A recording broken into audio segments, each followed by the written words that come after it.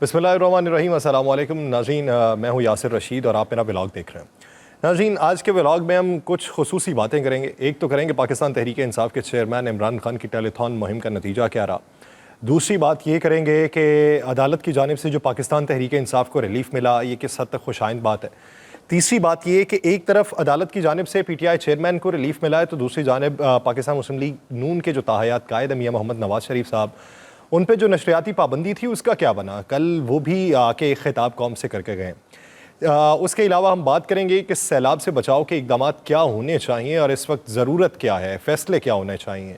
और इसके साथ साथ बात करेंगे कि अफ़गानिस्तान ने जो पाकिस्तान पे इल्ज़ाम लगाया है और दफ्तर ख़ारजा ने जो उसका जवाब दिया है, इसके आने वाले दिनों में असरात क्या होंगे।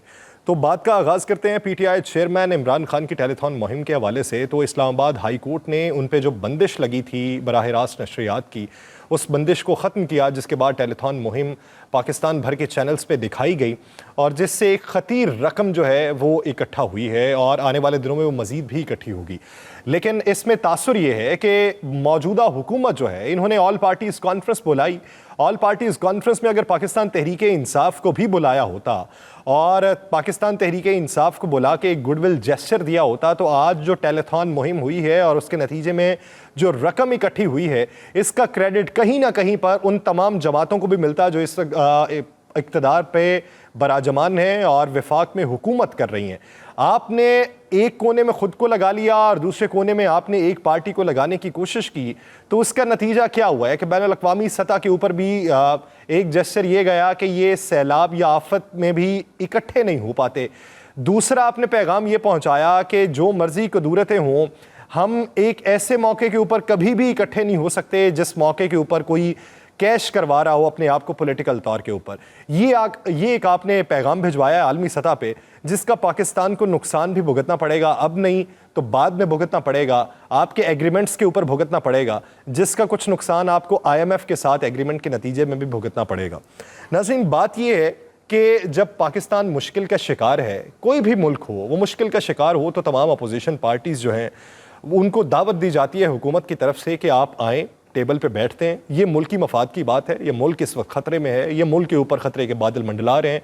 हमको किसी एक नुक्ते पर इत्तफाक करना होगा, उस नुक्ते पर इत्तफाक होने के बाद उसी पैटर्न के तहत वो आगे बढ़ते हैं और जो सियासी रंजिशें होती हैं उसे बालाए ताक रखते हुए मुल्की मफाद के मुताबिक फ़ैसले किए जाते हैं। फिर बाद में जंगो जदल जो होती है सियासी तौर पर, वो तो जारी रहती है, लेकिन वो मौका कि जब बैनुल-अक़वामी सतह पर आपने पैगाम देना हो एक कौम का, वो उसे कभी भी हाथ से जाने नहीं देते। हमारे यहाँ अक्सर औकात ऐसे बेशुमार मौके आए हैं कि जहाँ पे हुकूमत की तरफ से हाथ खींच लिया जाता है या फिर अपोजिशन जो है वो सियासत चमकाने की कोशिश करती है। हम किसी एक बात पे मुत्तहिद नहीं हो पाते जिसका नुकसान हमें भुगतना पड़ता है। तो इसमें नुकसान भुगतेगी वफाकी हुकूमत और उसका फ़ायदा उठाएगी पाकिस्तान तहरीक इंसाफ। लेकिन पाकिस्तान तहरीक इंसाफ के ऊपर भी अब बहुत से सवालात उठना शुरू हुए हैं एक ऑडियो लीक के बाद, जो साबिक वज़ीर ख़जाना शौकत तरीन और साबिक जो मौजूदा वज़ीर ख़जाना है पंजाब के मोहसिन लगारी, उनके माबैन जो टेलीफोनिक गुफ्तगू हुई थी, जिसमें उन्होंने कहा कि आप IMF को ख़त लिखेंगे और IMF को ख़त लिखने के बाद आप ये कहेंगे कि आपके साथ जो एग्रीमेंट्स हो रहा है हम उसे बतौर हुकूमत पंजाब पूरा नहीं कर सकते। और इसी तरह का जो ख़त है वो तैमूर सलीम झगड़ा भी लिखेंगे खैबर पख्तूनख्वा से, और यूँ वफाकी हुकूमत जो है उसकी IMF के साथ जो डील है वो सबूताज हो जाएगी। मोहसिन लगारी साहब उसमें ये सवाल पूछते हैं शौकत तरीन साहब से कि तरीन साहब, इससे कौमी सतह पे कोई नुकसान तो नहीं होगा। तो उनका आगे से जवाब ये था कि हमारे ऊपर ये जो केसेस कर रहे हैं इंसदाद दहशतगर्दी के और गिरफ्तारियां कर रहे हैं, इनको जवाब तो देना पड़ेगा, और ये जवाब इसी तरीके से हो सकता है। आप ये सोचिए कि जब मुल्की मफाद की बात हो रही हो, आप ये भी कदगन लगा रहे हो कि मौजूदा हुकूमत जो है IMF से डील नहीं कर पाई, और आपने यही तासुर को फ़रोग देना हो कि ये भीख मांगने जाते हैं और कशकोल खाली वापस लेके आ जाते हैं, इनके मुंह के ऊपर इनको कोई पैसा नहीं देने को राजी। तो उसके लिए आपने फिर यह भी तरीका अपनाया कि पंजाब और खैबर पख्तूनख्वा से इकदाम वो करवाएं जिससे कुली तौर के ऊपर वो IMF की डील मुतासिर हो। अब IMF की अगर डील मुतासिर होती है तो पाकिस्तान के अंदर माशी सूरत हाल कहाँ तक पहुँचेगी। अभी मौजूदा जो महंगाई की सूरत हाल है वो 45% तक पहुँच चुकी है। आने वाले दिनों के अंदर अगर IMF की डील भी नहीं आती, सैलाब से मुतासरा जो इलाके हैं उनकी बहाली के काम में सारा पैसा अगर खर्च कर दिया जाता है तो फिर महंगाई की मजमूई शरह कहाँ पे पहुंचेगी। पाकिस्तान तहरीक इंसाफ की अगर मकबूलियत में इजाफा हो रहा है, लोग उन पर यकीन कर रहे हैं, तो खान साहब को यह भी चाहिए कि अपने अतराफ में जो लोग हैं उन पर गहरी नज़र रखें। खान साहब को बारहा ये मशवरे दिए गए हैं कि खान साहब खुदा के लिए उन लोगों पे नज़र रखें जो लोग आपकी इमेज को ख़राब करेंगे और पाकिस्तान को भी किसी ना किसी तरीके से नुकसान पहुंचाएंगे। वो चाहे डीप फेक के ज़ुमरे में हो, वो चाहे सोशल मीडिया के ऊपर प्रोपेगेंडा करने के ज़ुमरे में हो, वो चाहे इदारों पे तनकीद के ज़ुमरे में हो। आपको उन लोगों की निशानदही करनी चाहिए जो लोग पाकिस्तान तहरीक इंसाफ के मैनिफेस्टो को नुकसान पहुँचा सकते हैं। और दूसरा अहम सवाल ये बनता है कि ये अगर ऑडियो लीक हुई है तो ये एक पर्सनल बातचीत थी जो उन दोनों शख्सियात के माबैन हुई, तो किसने ये फ़ोन टेप किया, उसके ऊपर भी सवालिया निशान बनता है कि पाकिस्तान के अंदर जो हुकूक आज़ादी है, जो इंसानी हुकूक हैं, उसके ऊपर किस हद तक कदगन लगाई जाती है। मारूफ शख्सियात के मोबाइल फ़ोन्स को किस हद तक टैप किया जाता है और उससे फिर रिकॉर्डिंग्स निकलवाई जाती हैं, ये भी एक सवालिया निशान है। एक तरफ अगर गलत इकदाम है तो दूसरी तरफ भी गलत इकदाम है। दोनों का एहतसाब होना चाहिए। एक तरफ से वजाहत सामने आनी चाहिए कि ये जो बयान दिया था, ये बयान पाकिस्तान को नुकसान के मुतरादिफ नहीं था, बल्कि ये बयान जो था वो पाकिस्तान तहरीक इंसाफ को मैनिफेस्टो को मजबूत करने का था और ये जवाब था वफाकी हुकूमत को। वफाकी हुकूमत जो डील कर रही है वो अवामी मफाद में नहीं है, ये एक वजाहत आनी चाहिए। और दूसरी तरफ से वजाहत आनी चाहिए कि किस वजूहात की बिना पर उनके फ़ोन को टैप किया गया और ये रिकॉर्डिंग जो है वो मंजर आम पे आई है। अब आगे बात करते हैं नाज़रीन सैलाब के हवाले से। अब सैलाब से हम साल साल मुतासिर होते हैं।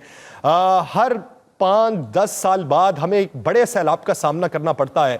ना हमारे यहाँ डैम्स बनते हैं, कुछ अरसे के लिए कैंपेन मुनज़्ज़म चलती है और फिर वो भी अपनी मौत आप मर जाती है, लोग भूल जाते हैं और फिर से वो इस इंतज़ार में होते हैं कि कब सैलाब आएगा और कब हम उनसे मुतासिर होंगे और कितना हम अपना माली नुकसान जो है वो बर्दाश्त कर सकते हैं और कितने माल को हम बचा सकते हैं। हम इस तरह की तगदो में लगे रहते हैं। नाज़रीन, हमारा हमसाया मुल्क है चीन, उसका शहर है शंघाई। शंघाई ने अपनी एक हिकमत अमली तरतीब दी थी।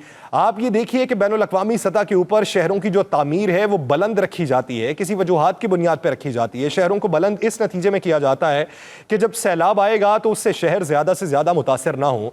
जब ज़लज़ले आएंगे तो ज़मीन जो है वो ज़लज़ले की जो शिद्दत है उसे बर्दाश्त करने की सख्त रख सके। इसी वजह से हर 3 किलोमीटर के बाद शंघाई के अंदर एक पार्क बनाया गया और उस पार्क के इर्द गिर्द जो इमारात थीं जो पहले से वहाँ पर मौजूद थीं उनको मिसमार कर दिया गया। उन्होंने बेशुमार अपनी इमारात को मिसमार किया और फिर मोहल्ले वकू को इस तरीके से तरतीब दिया कि अगर बुलंद इमारतें बनानी हैं तो फिर उसके बाद कुछ ज़मीन आपको खाली भी छोड़ना पड़ेगी। हमारे यहाँ डेवलपमेंट सिस्टम क्या होता है, हमारे यहाँ शहर जो है वो बेहंगम फैलाए जाते हैं और उसकी जो मंजूरी है वो भी डिपार्टमेंट्स के अंदर कुछ पैसे दे के ले ली जाती है। बेशुमार हाउसिंग सोसाइटीज़ ऐसी हैं जो इस वक्त कानून के दायरे में नहीं आती और वो खिलाफ कानून अपनी मंजूरी करवा के लोगों में वो तकसीम कर दी जाती है ज़मीन।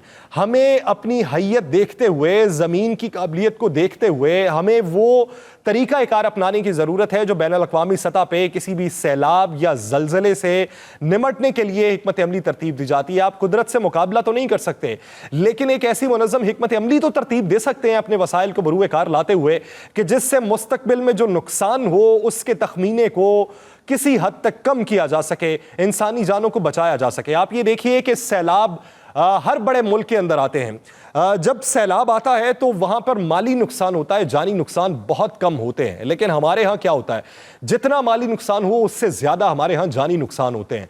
तो खुदा के लिए एक नुक्ते पर इत्तफाक कर लीजिए, वो स्ट्रेटजी अपना लीजिए, जियोलॉजिकल एक्सपर्ट्स को अपने साथ में ला लीजिए, किसी से राय ले लीजिए, तरक्की याफ्ता ममालिक के ऊपर नज़र दौड़ा लीजिए कि वो क्या मैकेनिज़्म अपनाते हैं। उन्होंने यहाँ पर बात ये होती है कि अगर सैलाब से मुतासरा कोई कैंपेन चलानी है या एक डिपार्टमेंट में फंड्स देने हैं और उसकी कुछ खरीदारी करनी है, तो खरीदारी अगर $1.5 में हो रही है तो आप $1 वाली चीज को खरीदें। आप 50 सेंट उधर से बचाते हैं लेकिन $3 का ज्यादा नुकसान करवा बैठते हैं। हमें हर उस इदारे का एहतसाब भी करना चाहिए जिस इदारे को फंड्स जाते हैं लेकिन वहां पर बहाली का काम नहीं हो सकता, उसको एक्सपेंड नहीं कर सकते, उसे वक्त के साथ साथ तब्दील नहीं कर सकते और उसे जदीद खतूत पे उस्तवार नहीं किया जा सकता। तो हमें यह तब्दीलियां करने की बेहद ज़रूरत है। नाज़रीन, अब बात करेंगे अफ़गानिस्तान के हवाले से। अफ़गानिस्तान के कार मकाम वज़ीर दाखिला हैं मुल्ला याकूब, जो मुल्ला उमर के साहबजादे हैं। पिछले दिनों पाकिस्तान के अंदर एक बात चली थी कि पाकिस्तान की फ़ज़ाई हुदूद इस्तेमाल हुई और ड्रोन हमला जो ऐमन अल ज़वाहिरी पे किया गया वो पाकिस्तान की हुदूद को इस्तेमाल करते हुए ड्रोन जो गया था वो यहाँ से गया था। तो उसके ऊपर फिर जिन्होंने ये कैंपेन चलाई वो क्रैकडाउन भी हुआ। हमारे इदारों ने, इन्वेस्टिगेशन वाले इदारों ने वो जांच पड़ताल भी की। कुछ अकाउंट्स जो थे वो इंडिया के साथ स्टैब्लिश कर रहे थे। तो फिर वो जो एक प्रोपेगेंडा था उसका कला कमा किया गया। लेकिन अब उसके बाद जब मुल्ला याकूब का ये बयान सामने आया है तो वो अपने बयान में ये कहते हैं कि जब अमेरिका यहां से गया तो उसने हमारा रेडार सिस्टम तबाह कर दिया था। रेडार सिस्टम तबाह हुआ और उसके बाद हमें अपने खुफिया इदारों से कुछ ऐसी रिपोर्ट्स मिली हैं जिसके मुताबिक हमारे पास इत्तलात ये हैं कि पाकिस्तान की फ़ज़ाई हुदूद इस्तेमाल की गई। अब उनकी इस बयान के अंदर भी सुकम है, इबहाम है। उसके अंदर भी वो ये बात कर रहे हैं कि वो यकीनी तौर पर ये नहीं कह सकते कि हमारे पास ऐसी रिपोर्ट है या हमारे पास वो एयर सिस्टम की सारी तफसीलात मौजूद हैं कि ये कौन सी फ़ज़ाई हुदूद इस्तेमाल हुई हैं। वो ये नहीं कहते, वो रिपोर्ट की बुनियाद पे मुबहम सा एक बयान दे रहे हैं। ये किन वजूहात की बुनियाद पे है? ये इसी वजह से है कि पाकिस्तान में एक प्रोपेगेंडा चला जो इंडिया की जानिब से जिसे तकवीयत दी गई और उसी प्रोपेगेंडे की बुनियाद के ऊपर अब अफगानिस्तान के अंदर भी बात हो रही है।